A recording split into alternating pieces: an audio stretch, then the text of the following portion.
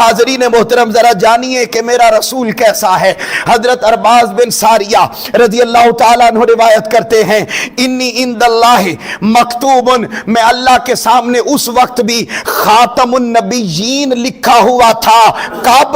وَإِنَّ آدَمَ لَمُنْجَدِلٌ فِي طِينَتِهِ، جب آدم ابھی مٹی اور پانی کے درمیان گوندے جا رہے تھے۔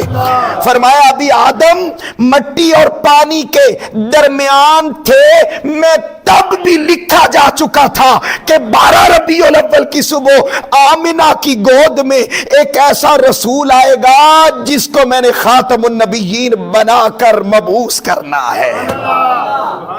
یہ تاجدار کائنات، یہ میرے رسول ہیں۔ کون ہیں یہ؟ آمنہ کے لال محمد مصطفیٰ صلی اللہ علیہ وآلہ وسلم۔ میرا رسول کیسا ہے؟ یہ 12 ربیع الاول کو کیوں کون آیا ہے؟ یہ ساری رونقیں، یہ ساری رعنائیاں، یہ ساری عظمتیں، یہ کس لیے سجتی ہیں؟ یہ کس کا پروٹوکول ہے؟ یہ اس کا پروٹوکول ہے جس کے ذکر کو بلند کرنے کا وعدہ خود خدا نے لے رکھا ہے۔